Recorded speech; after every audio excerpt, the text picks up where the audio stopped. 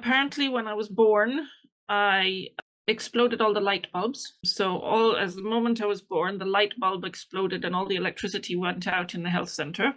My father says that I used to be able to continue doing this for the first 3 to 6 months of my life, that if they would walk with me under a light bulb, it would explode. There was this kind of thing that we were these special children who were born into this special thing. So in the light of that, my father did ask me when I was about 2 years old, why was I born? Like this was this idea that we were very conscious and we could express it. So I said I was born to help people. There was a certain point with my second daughter that I started to have a lot of very profound experiences already while I was pregnant with her. And in that point, I also started having visions and experiences with Shiva. Shiva had told me to go in my meditation. I said, that's what it was. So we made all the arrangements. And then when the day came to go, I realized that I was on the second day of my period. And obviously in the Hindu culture, women, when they're on their periods, they don't go to the temples, they don't touch the gods, they don't have anything to do with that. So I said to Shiva in my head, I said, you've asked me to come, so I'm coming. If you've got a problem with this, you're just going to have to deal with it. And I did the whole walk. It was very, very beautiful. When I came home, so I guess we'd been out for about 12 to 14 hours or something, we'd been away from home. And I came back and looked, and not a drop of blood had spilled for the entire time from the moment I left home till the moment I came back. And then my period started again after that.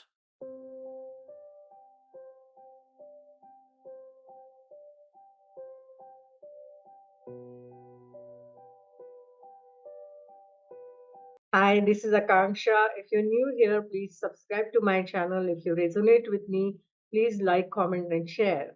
Welcome to Multidimensional Soul Podcast and a Talk Show.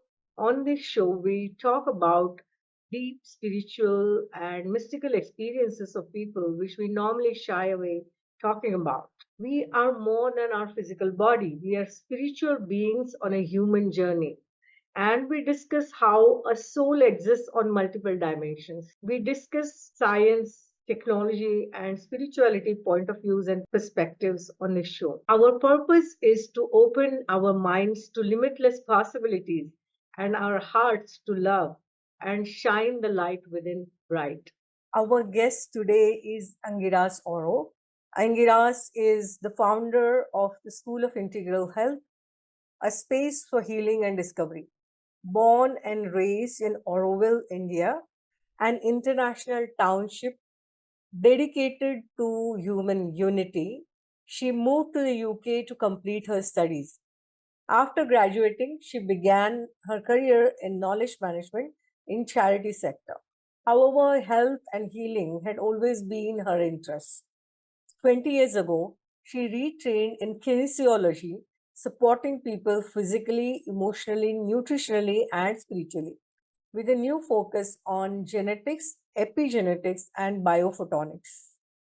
Passionate about sharing her skills and knowledge, she established her own school to empower others to heal themselves and the world.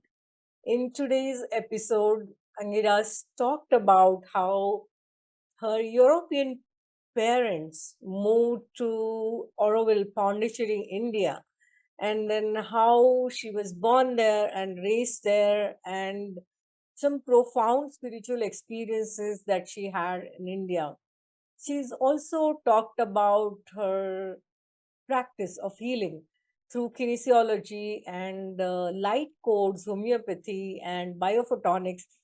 And she's very beautifully explained how genetics is the place where science and spirituality unite, and she has healed using both science and spirituality. She recommends her clients to go through genetic tests by companies like 23andMe or similar companies, and then she provides solutions based on kinesiology, genetics, epigenetics, light codes, homeopathy, and holistic healing modalities. She's shared her miraculous experiences, and she's also shared healing experiences of her clients. very interesting episode, very different, where we will learn how science and spirituality work together hand in hand and not against each other. Just like you've given so much of love to our other episodes and you could resonate with them, I hope you resonate with this one also and you love this one also. Hello, Angiras. A warm welcome to Multidimensional Soul Talk Show and a podcast. It's lovely to have you here. Thank you so much for inviting me on, Akanksshaa. It's lovely to be here and to share this moment with you.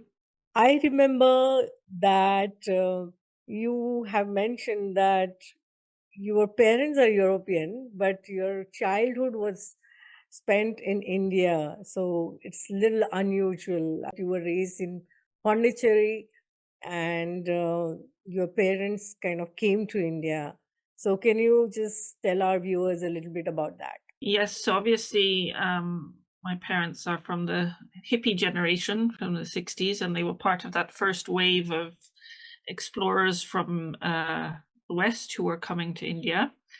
But they were very attracted. They came in different ways. My mother was very clear that she was coming to Auroville to begin the township that she was following the teachings of the mother and Sri Aurobindo, who are based in the ashram in Pondicherry. But the mother had this vision to build a township, a city the earth needs, called Auroville, which is dedicated to human unity and the transformation of the consciousness of the planet, but also the evolution of humankind, that we would move from where we are as very mental beings into the supermind and into the supramental consciousness. So they came to do that, but obviously when they arrived separately. They didn't come together. My father was part of the merchant navy, and he ended up in Pondicherry, and he just felt like that was his home. And obviously in those days, Auroville was very much a barren plateau. There was not a lot there. There was very few trees. There was no buildings. There was just some goats and cows and a few palmyra trees.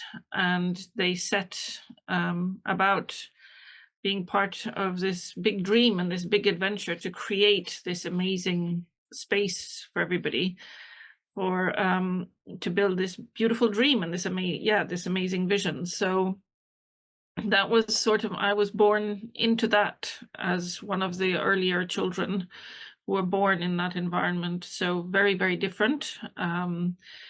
First of all, we weren't a lot of children. There was very few of us. And I guess I was part of those first years where there were more children starting to be born and the community was growing. And my parents started tree planting just so that there was some shade and trees and changing things. So now everything's very different, and Auroville is like quite a big forest. But at that time, there was nothing there at all. And I think also the whole spirit with which it was all done was this idea that the supramental consciousness was arriving tomorrow. It was going to happen, and it was going to be this magical thing. So there was a lot of hope and anticipation, and everybody was building, working into this big dream. So the environment for the children was also that we were the children of the future. We were the sun-eyed children of the dawn, as Sri Aurobindo wrote in his big epic poem, Savitri. And very much the foundation philosophy was that all life is yoga. So everybody had to contribute to the community experience through working. And it was all about consecrating yourself and putting all of your effort into this new dream and the new consciousness and the birthing of the new world, right? So I grew up with all of that as my daily lived experience of living with that all the time. So apparently when I was born, I exploded all the light bulbs. So as the moment I was born, the light bulb exploded and all the electricity went out in the health center. My father says that I used to be able to continue doing this for the first 3 to 6 months of my life, that if they would walk with me under a light bulb, it would explode. So I don't have that capacity anymore. But that's very interesting.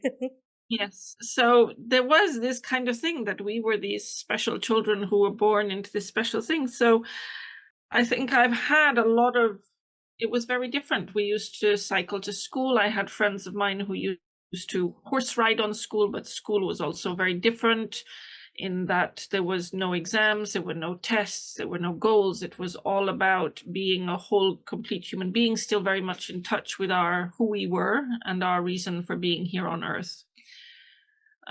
So in the light of that, my father did ask me when I was about 2 years old, why was I born? You know, like this was this idea that we were very conscious and we could express it. So I said I was born to help people. I was here to help people. And though he's told me that a couple of times over the years, it's not necessarily something that, oh, because my father said this, it just feels like that is my calling, that I'm here to help people, to be part of this adventure in bringing down this new consciousness in some way, and being part of that. Yeah, that's my reason for being here, and that always is what makes me feel the best and the happiest, is when I know that I'm supporting and helping people in some way. So that's probably why I've gone into healing. Wow, very unusual story. So, your parents were European and probably born Christian, and you were raised in Hindu community Yeah. more from spirituality perspective than probably religious perspective. Am I right? Or because your name is also a Hindu name given to you, as I understand. So, can you Yeah. just talk a little bit about that? Yes. So my mother actually was the daughter of a Protestant minister. So he was a man of God in the church in the England, and yeah. So she was brought up going to Sunday school. The daughter of the minister, she had to behave. She had to do all of this, but this was the age of kind of exploring. So then she started looking for other explanations of the world and came across Sri Aurobindo when she was living and working in London. And for her, this was a deep experience that was like, this is where I have to be. So she saved up some money, and then she got in a bus and went overland from the UK to Auroville. So she did that as an absolute dedicated thing. Her sister did the same. So her sister came at it from a slightly different direction, but she also ended up in Auroville. So both of them sort of rejected the church in that way. And my father was from Holland, and he was brought up a Catholic, and he actually very seriously considered going into the Catholic monasteries when he was a certain age. So he was also seeking something.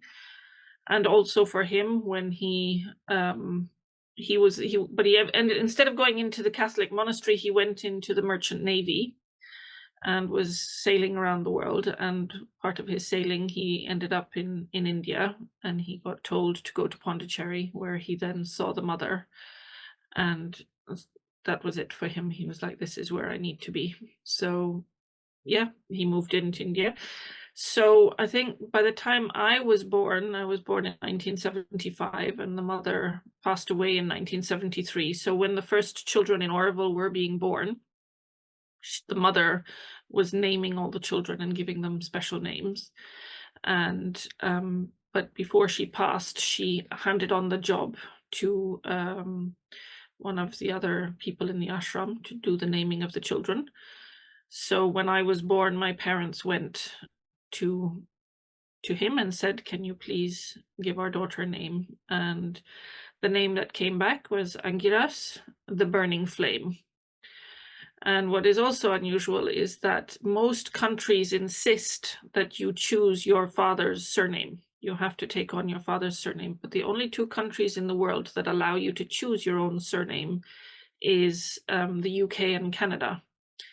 And so the mother had said that all the children from Auroville should have the family name of Auro, A-U-R-O, which was part of Auroville. So my family is one of a very small number of children who actually could have our surname as Auro. So my name altogether is Angiras Auro, the burning flame of dawn. Yes. Oh, that's beautiful. The burning flame and the light bulbs exploded at the time of your birth. So, is there any explanation as to why the light bulbs exploded? There was so much of surge of energy when you were born, or what is the reason that was given?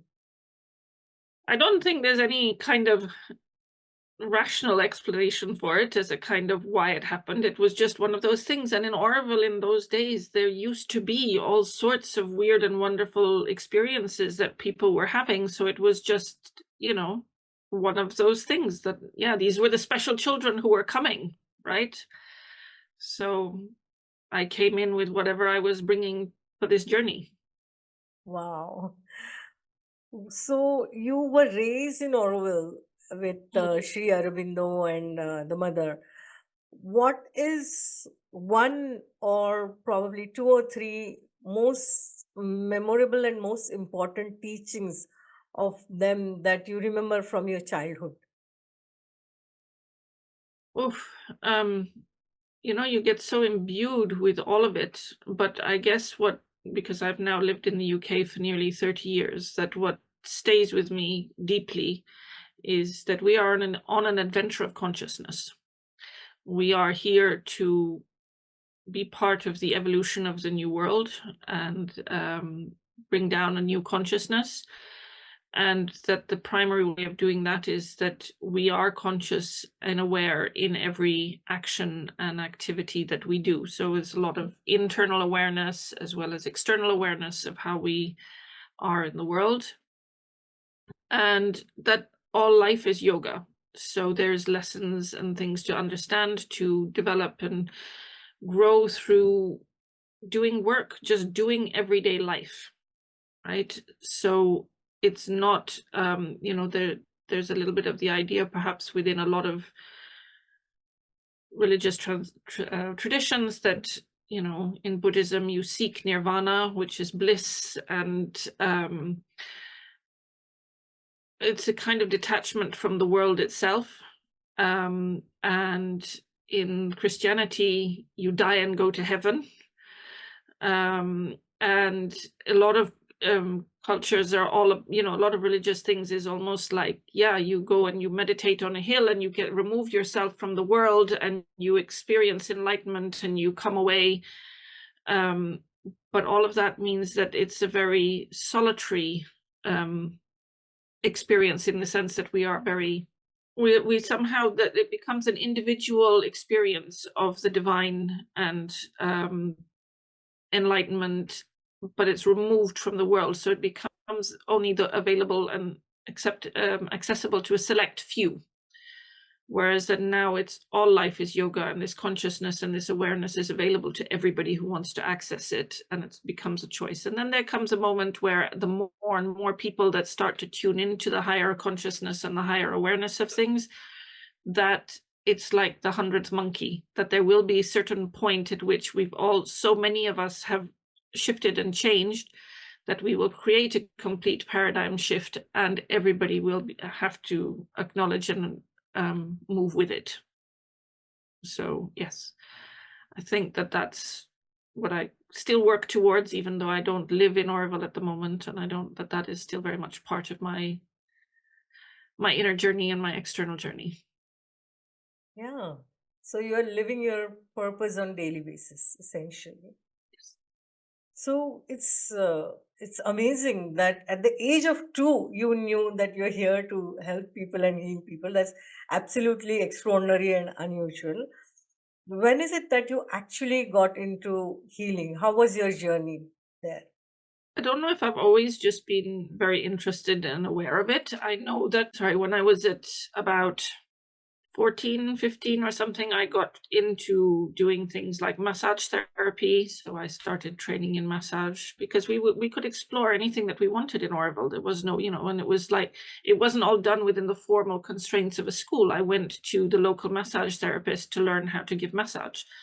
There were people who were doing things like polarity therapy. So I went and learned a little bit of polarity therapy. I remember very clearly at about 16 that a lady came from abroad somewhere to visit, and she initiated a very large group of us into Reiki level 1. I think that was very much in the very early days of Reiki. It was barely known, and so it's very interesting to observe that thing of how Reiki has shifted and changed over the years to become much more accessible and available to everybody. But at that time, it was considered something very special. And I know even when I came to the UK several years later and discovered people who were doing it, that to do the training process to become a master of Reiki was like a 1-year dedication to become a master, and you had to pay £10,000, right? Which is so different from where we are now with Reiki and that kind of stuff. So I was very fortunate to have received the initiation in that already back in when I was 16. I explored a little bit when I was thinking about, further education and what I would do, the possibility of going into nursing. But actually, I then decided I wanted to become a teacher. So I followed education as my thing, and I came to the UK to study to be a teacher. But yeah, somehow life then had other plans for me. I also had a few, like when I was a teenager, because I taught myself, I did a lot of my own education. So in terms of English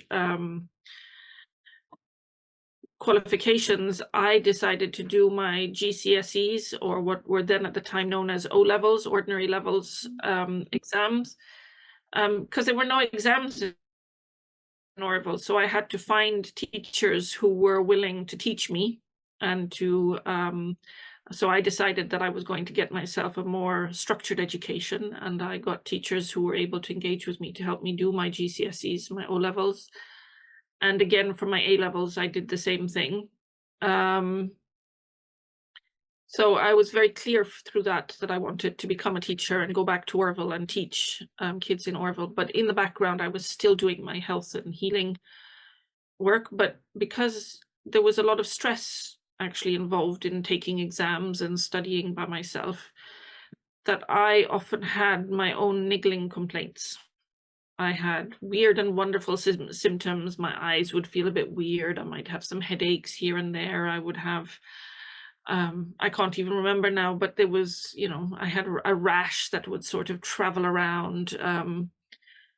And so I would often find myself going either to the homeopath or to the actual doctor, kind of going, what's going on with me? And obviously, Auroville being the community that it was, everybody knows everybody. And I remember my boyfriend, who is now my husband, meeting the doctor on the road and saying, but what's wrong with her? And he said, she's a hypochondriac. When I look back now, no, I was not a hypochondriac at all. I was really experiencing all of these symptoms. And when I came over here, I went to, I was working by that point. I'd graduated from university and I was working for a charity. I ditched the idea of becoming a teacher, and I was working in knowledge management in a charity, and they were at an event where they were trying to get people to join their challenge events to fundraise for the charity. And in the stall next door to us, there was a lady who was doing kinesiology, and I'd never heard of kinesiology. But everything in me went, oh, wow, this is everything, because in kinesiology, it addresses the emotional, the structural, and the nutritional, and the energetic all together.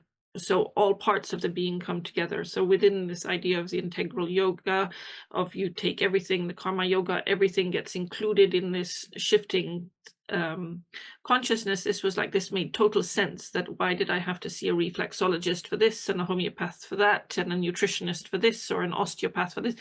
It was everything all together in one thing. So I went to see this lady, and pretty much the first thing she did was kind of go, right, well, you have a candida overgrowth, which is basically a fungal yeast imbalance in the body. And when that goes out, we all have it in our body, but when it goes out of balance, it can create a lot of weird and wonderful symptoms. And so it took about 3 months to detox from this candida and get it back under control. And I had to And then it was like all these little niggling symptoms that had been bothering me for all of this time were just gone, right? And I went on to have some amazing experiences with kinesiology. So I remember one time she said, right, well, I'm going to release a whole lot of trauma from your body today. And I remember when I walked home, I felt like I was walking on air. I felt so light and so free. It was like my feet weren't even touching the ground. So after that, again, because it was always one of those things that I wanted to do, but then the actual decision of becoming a kinesiologist myself was much more kind of mentally based. I needed to do a job where I could be home. I just had given birth to my daughter, my first daughter, and I wanted something that was flexible, that allowed me to do it in my own time, to be at home with her and to be with, and I was intending to have more children. So, thinking of school holidays and being present for her. So I said, okay, I'm going to train to become a kinesiologist. The irony is that I then did have to go back to work in my head office job in knowledge management to actually pay to be able to do the course. And I went back into the working world for quite a number of years before I was able to kind of make the break and start doing my healing work full time. You talked about kinesiology and you moved to UK from Pondicherry and then got married and then started working and then got into kinesiology. That's the journey you had. So can you explain what is kinesiology? Absolutely. So kinesiology is actually very simply, it means the study of the movement of muscles. So people often get confused because if you go to an American university and you're studying sports science and things like that, you will study kinesiology, which is movement of muscles. But it was a technique that was developed back in the 60s. We consider the father of kinesiology a gentleman called Dr. Goodhart, which is a fabulous name for it. And he discovered basically that muscles are like switches. They switch on and they switch off. And if they're not on when they should be and not off when they should be, then that indicates that there's an imbalance in the body. And having made that connection, he then started to tie it together with he was a chiropractor, so he brought it together with chiropractic techniques. And then he was also very interested in acupuncture, as that was just, again, because it was the 60s, it was coming, all this knowledge was coming over from the East. And there ended up being about a group of 12 osteopaths and chiropractors and doctors who started to put it together and to discover that every muscle is related to an organ in the body, an energy meridian, as in the acupuncture energy meridians, a nutritional supplement, an emotion. And then you started realizing that you could actually have conversations directly with the body. So in a way, the on-off mechanism is a little bit like dowsing, right? You can sort of ask that on-off kind of questions. But it has evolved into this, that's just asking the question, but then there's a huge amount of tools that are then involved in helping restore the body back into balance and returning to optimal health. And you can kind of go very far down the emotional route, or you can get very biochemical and explore really down the nutritional route, or the people who are, very structural people who are osteopaths and chiropractors will just add in bits of the nutrition and the emotion when they're focusing much more on the structural side of things. For me, I'm very much like, I like to bring all of them together, right? I like the fact that I have to address all parts of the system at the same time, so nothing gets left behind. And I have recently started bringing in genetics and epigenetics into that mix as well, as a kind of even deeper layer into the exploration of that. And we can also bring in like high energy work, right? We work with the energy systems and balancing the chakras and the auras and light beings and things like that to help people truly come into balance and explore to find out who they truly are. Amazing. Your background in spirituality, the upbringing that you had, the spiritual upbringing, must have helped you in all these healing modalities. And it's what I understand, it's an integrated kind of modality that you have created along with kinesiology, and you use different healing modalities at the same time, holistic healing, and work with your clients as such. So, what kind of spiritual practices have you been doing since childhood, and have they changed now, or are they the same since childhood? I guess because the spiritual practices, under the teachings of Sri Aurobindo and the mother, there was no one way of doing things, right? Everyone has their own relationship with their higher self, their own relationship with the divine. So there was no set practice methods. Sometimes that's a blessing. Sometimes it makes life a little bit harder because you're kind of on your own. You don't have a step-by-step path to follow. So yes, of course, I meditate. I'm not a very disciplined meditator, so I don't necessarily meditate every day. I feel perhaps more I tend to have inner conversations with my higher self or directly with the divine light. And more than anything, it's just an inner faith that I will always be guided in the right direction. That's the right way for me, the right path that I have to follow. Yeah, I don't more. Sometimes I kind of have some spiritual practices, but not specifically anymore, because it's a way of life. I think for me, that's what it is. It's a way of life, right? So it is every moment. So some moments I'm more conscious, and some moments I'm less conscious, but it is a way of life, right? And in that way of life, then we have amazing experiences, and sometimes we think experiences are not, like more challenging and more difficult. And maybe when we're going through those more challenging and difficult moments, that we are not so in touch with ourselves, or not so in touch with the divine thing, but actually realize afterwards that they are all part of the play in helping us grow and become more expansive.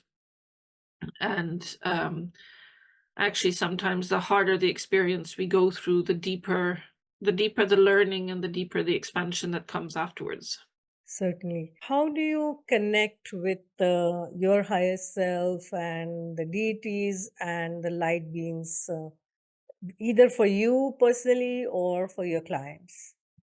For me personally, it tends to be a daily inner conversation, I guess. With my clients, it tends to be more methodical. So within the context of kinesiology, there's more like, this is the moment at which do the light beings need to enter here? There's almost a kind of question that we ask the body: is this what needs to happen? Are we moving into the spiritual realm?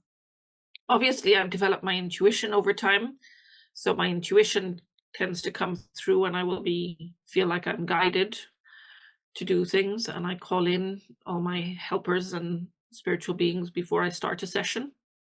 So they're always present and doing what they're part of the healing process. So yeah, people will have different experiences on the table, and some of it can be much more mundane, and sometimes they have, blissful, like, oh, I've just disappeared off somewhere there, and I've had the most amazing, experience behind there. So it's whatever they need on the table, but I'm not in control of that. That's, the energies that do that.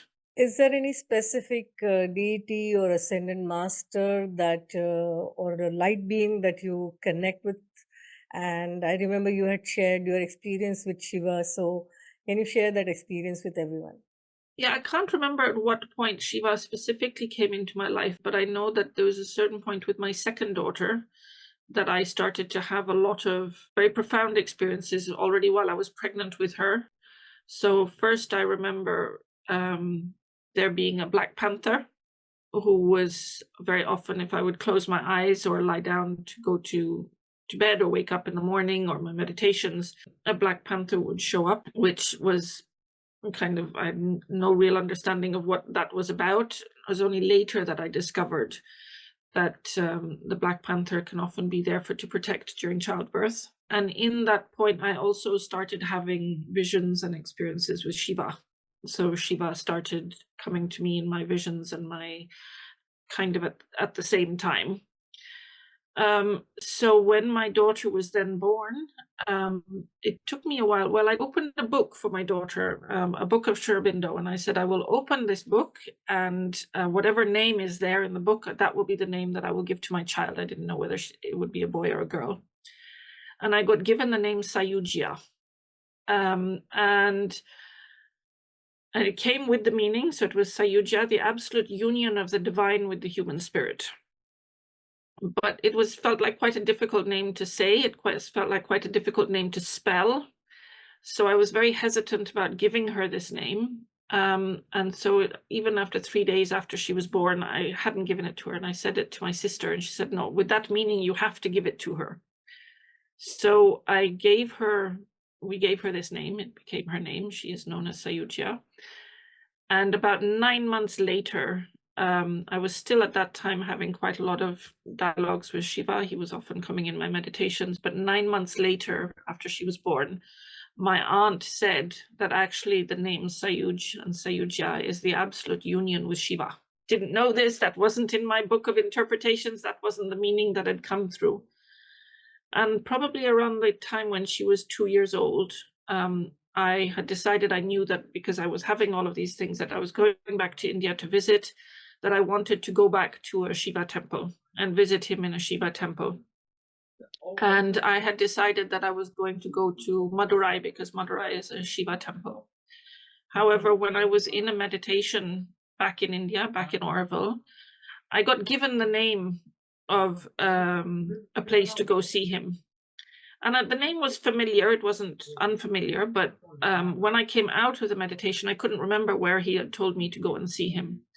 And I remember talking to my brother-in-law and saying, yeah, I want to go to a Shiva temple, where would I go? And he said, oh, you know what we do nowadays is that there is this temple in Tiruvannamalai, and there's a mountain, and the full moon, we walk around the mountain. And so we planned and agreed to walk around the next full moon, to go walking around. But the moment I heard the name Tiruvannamalai, I knew that that was where Shiva had told me to go in my meditation. I said, that's what it was. So we made all the arrangements. And then when the day came to go, I realized that I was on the second day of my period. And obviously in the Hindu culture, you know, women, when they're on their periods, they don't go to the temples, they don't, you know, they don't touch the gods, they don't have anything to do with that. But it was that, well, you know, I'm only here for a short time. This has opened up. And so I said to Shiva in my head, I said, you've asked me to come, so I'm coming. If you've got a problem with this, you're just going to have to deal with it. And I went, I did the whole walk. It was a very, very beautiful walk in the full moon all the way around. I mean, it took us about 4 or 5 hours to walk around the hill in the moonlight. And when I came home, so I guess we'd been out for about 12 to 14 hours or something. We'd been away from home. And I came back and looked, and not a drop of blood had spilled for the entire time, from the moment I left home till the moment I came back. And then my period started again after that. So he dealt with it. He did something with it. I was, yeah. That was my big experience with Shiva. I've had, I mean, I think fairly around that same time, or maybe a few years later, I have tried to go back and do that full moon walk again, and nothing has ever aligned to make that happen again. So maybe one day. Wow, I'm getting goosebumps. So something biological miracle actually happened when he called you there. When So you he's still the deity that I do like a prayer to every day. when you talked about light beings, and definitely when light beings help, there comes the question of light codes, which are infused in the DNA. And now that we are in ascension, we are moving all to 5D or more. And the entire earth is ascending, and there are a lot of downloads that are happening of light codes in the DNA, and the DNA is activated with light codes of many people. And you mentioned that you do bring in genetics and epigenetics, and I do remember one thing that Deepak Chopra always says, that DNA and the genes are the place where science meets spirituality, because that is where the non-local consciousness gets localized. So, both from scientific and spiritual perspective, can you just talk a little bit about what is it that you do in terms of kinesiology and genetics and epigenetics in your healing? Yeah.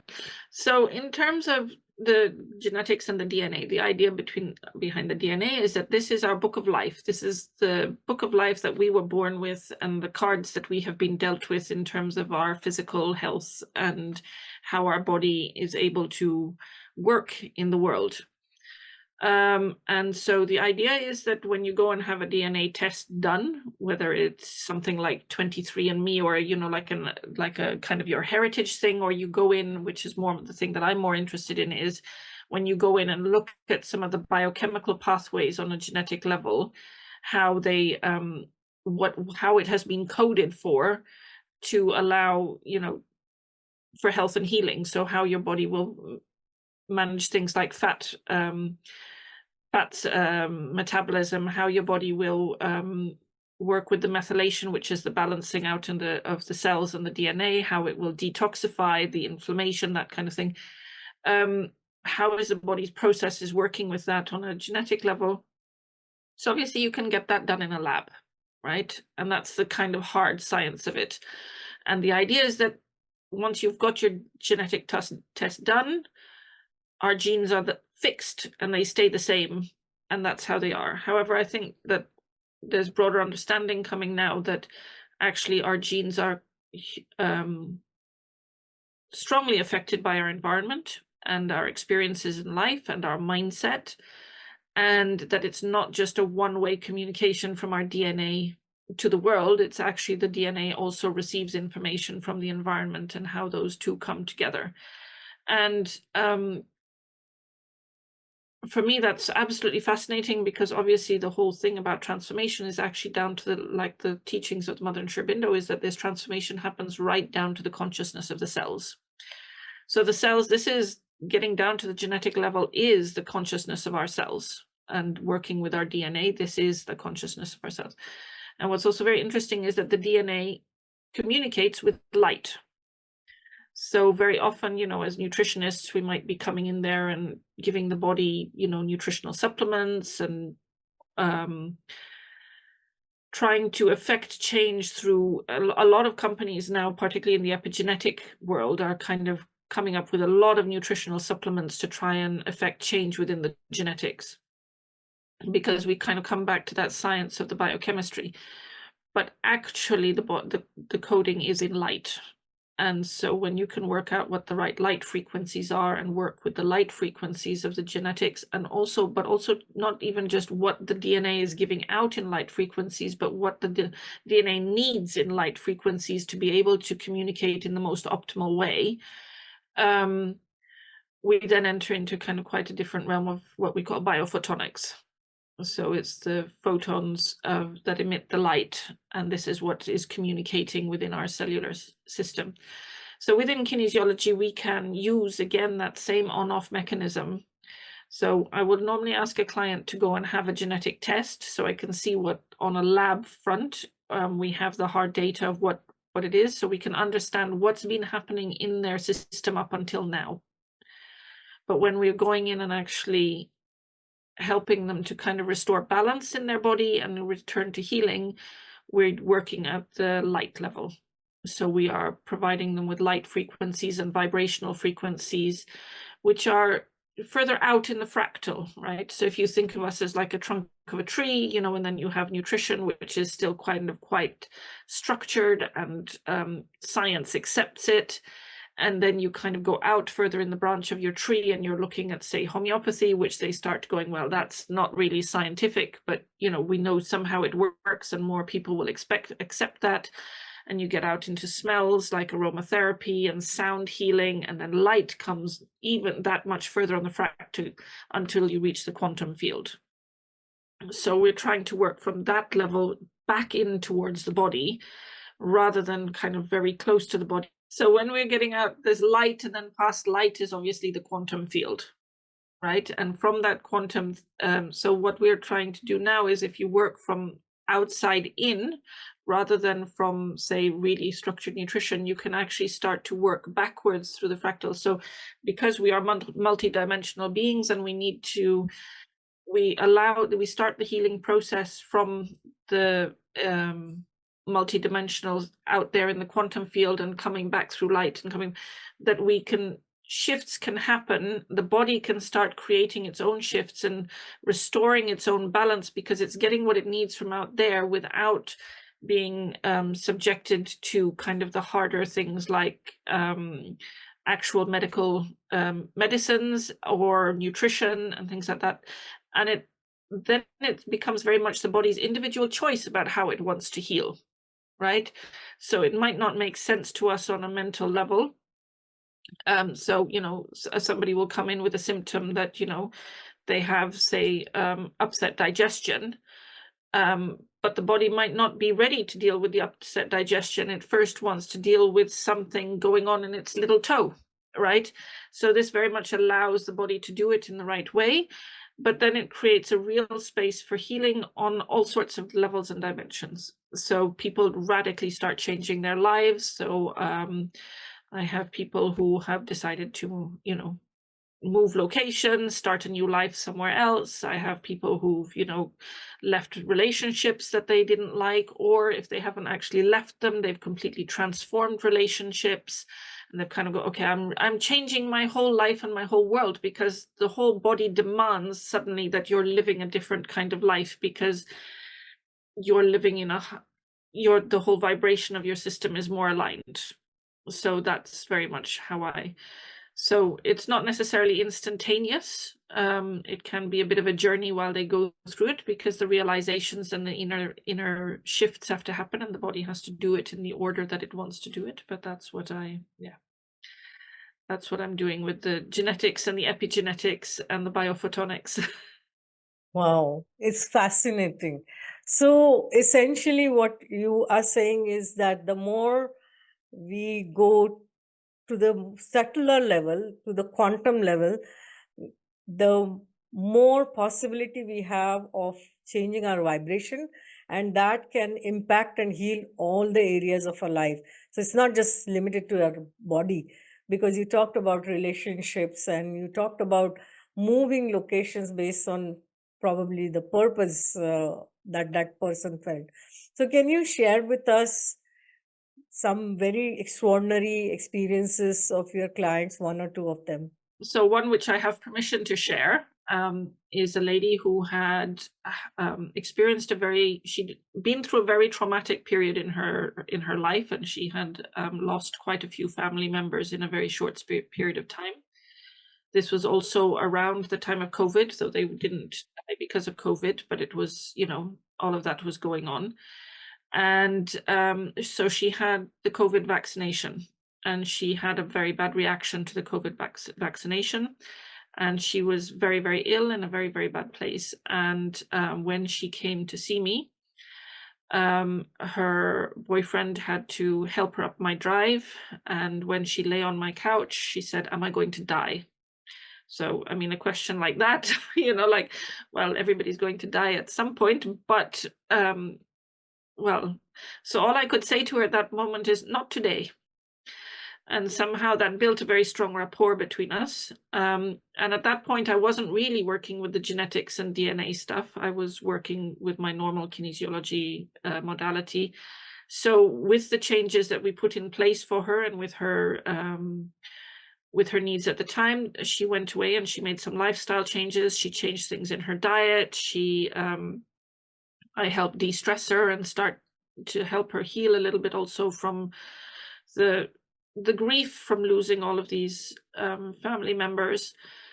And over the period of the next year, she completely transformed. She was able to go back to work. A lot of her digestive issues were gone. She didn't feel like she was going to die anymore. But one of the things that was one of the big effects that she'd had from the vaccine is that she had lost, her platelets had completely dropped. And the platelets in the blood are part of our immune system. and a normal range should be between 150 to 250,000. And they had dropped down to 7,000. So it was at a kind of critical level, and they were getting ready to teach her how to inject herself every month for the rest of her life to be able to kind of maintain the platelet levels, because every week they were kind of dropping further. And we started to see enormous progress. So her platelet levels started to rise without her having the injections, without her having to take anything. We made huge progress. And then after about a year, which can often happen in chronic complex cases, is we got her to a certain level and then she plateaued. So her platelets reached back to about between 100 to 115,000 at every blood test. So the doctors were happy. The doctors had said, I don't know what you're doing, but keep doing it. And you don't need to have the injections anymore. But there was that feeling that we'd reached a kind of plateau. When she then went back and later researched again, she had discovered that probably she had always had slightly lower platelets anyway, that they hadn't been, but this experience had really dropped them quite down. And then she was one of my first clients to come on board as I started to explore the genetics and the biophotonics. And through the biophotonics over the following year, it took about a year, but things started to change. So her energy levels started to like come up an extra notch. She always had quite a good energy, but it was now suddenly quite different. Like she was able to do more. She was able to think more. She was able to, and there were lots of subtle little changes that she was making in her life. And then all of a sudden, it was like a year into it, it was like a moment in which she suddenly realized this relationship that I have with my remaining relatives, which was her father and her brother, is no longer working for me. And I'm going to change it. I'm going to change this. I'm going to change this relationship completely. And that night she went home and she changed it 100%. And over the following days, she then cleaned out, decluttered, because her mother was one of the people who had died. She was able to go into her mother's office and completely clean it up and sort through it, which she hadn't been able to touch for 3 years. She hadn't been able to go in there, so she was able to make that big shift. She then made the decision that she was going to move. So she started looking into relocating to a different part of the country, which is a big thing because of her business and everything that she was doing. And a month from that, it was even 2 weeks after that, she'd been to the hairdresser and she'd also had a bald patch on the back of her head. And for the first time in 3 years, the hair had started to grow back. And 3 weeks after that, she got the blood results back. And for the first time, her platelets were at 155,000, which was actually in the normal range. So, I mean, for her, that's like complete transformation of all sorts of different aspects of her life. She's changed, her relationship with her father and her brother. She was able to kind of sort out a lot of things within her personal life and declutter, clear up. And she was 2 days ahead of herself with her work business as well. She'd finally, instead of firefighting all the time, she was 2 days ahead of herself and completely prepared and in a completely different mindset. And into that, suddenly the platelets were back to normal. So that's a big, that's the one that I have permission to share. There are other ones that are happening in the background still as we go, with shifts and changes, but yeah. Wow, that's amazing. Quite miraculous, actually.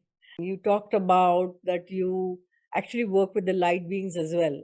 So have you had any experience where light beings from higher dimensions or somebody's like some client's higher self came and communicated with you and helped you in this healing process?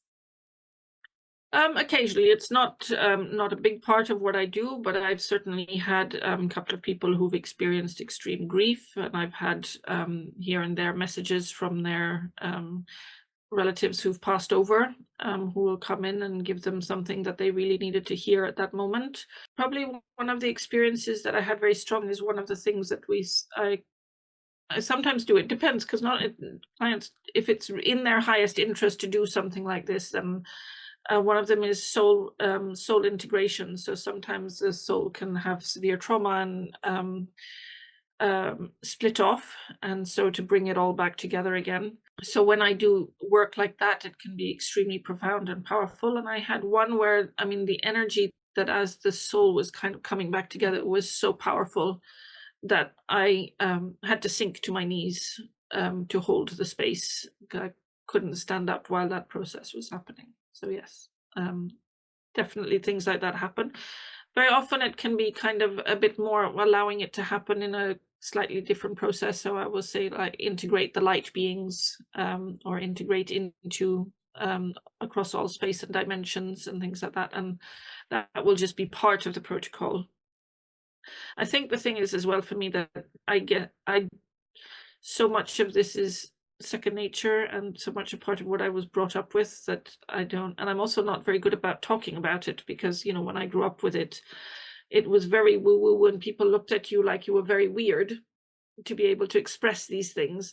So I've learned not to talk about it, and they just are part of what I do all the time. Right? Actually, the very purpose of this podcast talk show is to talk about things that we shy away from talking about. Recently, people are open-minded about learning about these things, and spirituality has come into mainstream, and ascension is also discussed a lot because a lot of people are getting different experiences.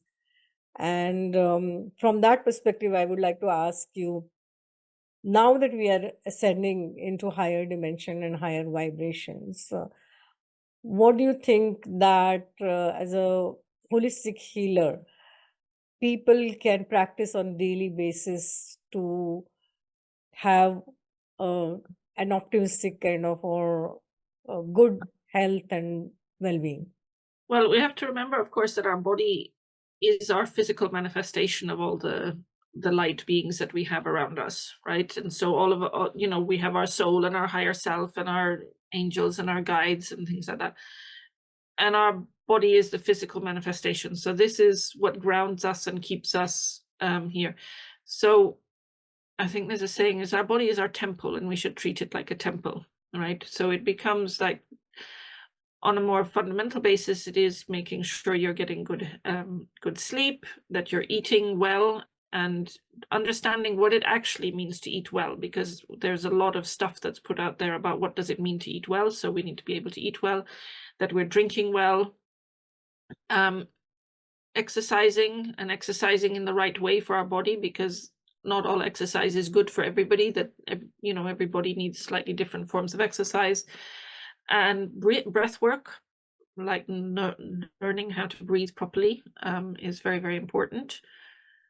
And then when that kind of foundation is there, then you can start, because if that foundation isn't there, when you start trying to bring in the higher beings and the higher consciousness, then the foundations aren't stable enough for that to be present. So that's when people will start to still, even though they are, you know, experiencing higher vibration experiences, that they are experiencing altered states of consciousness, that there's a disconnect. It's not actually deeply embedded in our physical body. So it becomes unsustainable, or there starts to become a kind of absolute separation. And the extremes that I've seen of that, of course, is like, you know, people having mental breakdowns, really, because that ability to hold it within the core of our body isn't there, because the body needs to be strong enough, the mind needs to be strong enough to hold these higher vibrations, because this is where it's all playing out. It's all playing out in our physical bodies, and in how we are in the world. So once you've got, the body likes discipline. So once you've got yourself into a routine and into a practice of kind of like, you know, you go to bed at the same time every day, you wake up at the same time every day, you eat the right kind of foods, you exercise at the same time. Then when you add into that things like a meditative practice, then there's more space for it to be, because the body likes that rituality. It doesn't mean that rituality isn't a word, but the ritualism of that. But we need to, that has to be the foundation, because otherwise we are disconnected, I find. And so I often will experience that when people come in and they've been on very strong spiritual experiences and things like that, that it's not always deeply embedded in their bodies. So that's very much where I am. Is that how do you bring that together? How do you make that connection so that you can have these, be part of that changing in consciousness? Because the change in consciousness is actually happening directly in our cells. So we all have to be part of it. All of us, every part of us has to be part of that. So it's not just about, going off and experiencing other realms and stuff like that, because that's wonderful and fantastic, and we can come back feeling wonderful. But if it's not embedded in our everyday life and not part of everything that we experience, then yeah, I think we need to, it means that there becomes a disconnect and it's not very sustainable. Absolutely, absolutely. I 100% agree with you. And very few people actually talk about this, that we need to develop a strong body and a strong nervous system in order to anchor in that high vibration, anchoring that light right here, right now in this body on this earth. Very important. Thank you. Thank you. Apart from holistic healing, I understand that you are teaching and you've opened a school for these healing modalities. So, can you talk a little bit about that? Yes. So for me, I think, as I said it right at the start, that I had wanted to become a teacher. That's why I came to go to university. So there's always been this calling to become a teacher. And I found that when I'm working with my clients, I love to share a lot of my knowledge and provide them with a lot of information to support them, to empower them to go off and to take care of themselves, right? So it's not that they're dependent on me. Just before COVID, I trained to become a kinesiology instructor and have now founded my own school, which is called the School of Integral Health, where currently I'm teaching foundation level kinesiology and diploma level kinesiology, so you can become a fully qualified kinesiologist. Part of the vision that I've been given, that there is a university. I don't know what that means or what that looks like yet, but I'm following that pathway. So the School of Integral Health is the first step in that. This idea of a university, of being able to really have these lived experiences of shift into different states. And what that looked like and how it comes, I don't know. But yes, the School of Integral Health is the first step in that direction. Okay, so what vision do you have for entirely? At the moment, it's still just this vision of which people will be coming to learn. It's actually more than just learning. It's about truly researching what are the things that help the planet, help our consciousness, help our healing. And it's a sort of research university experience to be able to record and keep track of and observe what are the things that make that we need to do to actually shift to the next level. That seems to be what it is at the moment. Obviously, as it manifests itself and becomes clearer, it will be different. And the vision is also that it is probably going to be a cross between the UK and India. So how I start moving my life back towards India is the next part of the, well, it always feels like it needs to be that balance, right? It's not exclusively one or the other. Yeah. Excellent. We'll look forward to it. There are certain questions that I ask every guest on my talk show. So I'm going to ask you a few questions. What, as per you, is the ultimate purpose of life? Self-realization, self-actualization, to understand that we are one and we are one and the same. We are one being, and we are all deeply connected. And we are a manifestation of the ultimate, a higher being, divine, God, whatever it is you want to call it. That's what we're here to do. And we are, I guess for me, what I find always is a beautiful kind of way of thinking about it is that if you have the depths of the ocean, and that is all of us, and then we are, not just a wave, but we're a drop in the wave, right? And the drop comes up and it manifests and it has its purpose and it does what it needs to do, but it always comes back into the wave. So that kind of self-realization that we are part of everything, one big, vast universe, which is a living, breathing organism, and all together, and we are just a tiny fraction of that. whole cosmos. Yeah. Beautiful. What is love, according to you? Oh, that's deeply, like, when you take love, for me, I don't see love really as that kind of basic. There's obviously the human romantic love that we have, and then behind that there is the absolute love that exists with the divine, which is, when one experiences that and feels that, is so vast and so huge and so overwhelming that it's but that is almost the essence of what we are meant to be sharing that with the world. What is self-love as per you? Self-love is that thing of taking care of our physical temple, right? Looking after ourselves, but it is also about understanding our boundaries. So we respect ourselves, we respect our boundaries. So you can kind of even take it from a real basic biological way, is that anything that we put into our mouth is our interaction with the environment, and our whole digestive tract is our boundary between who we are as self and what we allow to put into ourselves, and our boundary with the environment. And if you're putting things into yourself which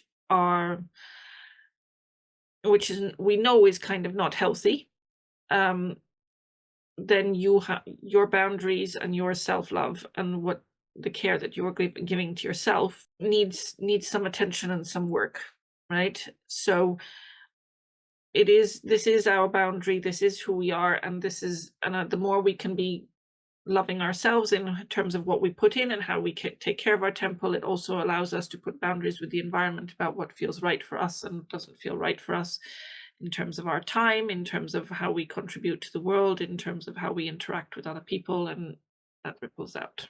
You had talked about multidimensional being and multidimensional soul some time back. Now, if we have to explain it to a layman, that we exist on multiple dimensions, and we talked also about integrating the higher vibrations here. So, in quick 2-3 lines, how do you explain to any layman what is a multidimensional being? Well, a multidimensional being is the idea that we are layers, right? But it's not just our 3D things. So, if you take a piece of paper, I mean, it's very difficult to see one-dimensional, but when we have a piece of paper, we're already starting at 2-dimensional, but when we start hitting at 3-dimensionals, we're going out in different sides, and so that we expand like that, and we come back to the idea of fractals, that we are sort of ever expanding outside of ourselves like that. So looking at the fractal images, and I'm trying to think, there's a brilliant, it's the Romanesco broccoli, Romanesco cauliflower, which has very beautifully all these fractals. You can see how it kind of, you start with one point, but it's always there. Or sometimes looking at it like a hologram, and if you look at a hologram, you have one picture. You said 2 sentences, but I'm going a bit further. If you take the idea of a hologram, when you look into the tiniest bit of a hologram, the smaller and smaller you cut this hologram, it's just the same thing, smaller and smaller and smaller, but actually as it comes together, you still end up with the same picture on the whole, and that's the multidimensional part of it. Beautiful. So as we are concluding, couple of questions, what is the parting message for the audience? Becoming a slightly bit of a cliche, but I think it's still quite relevant, is that we are spiritual beings having a human experience.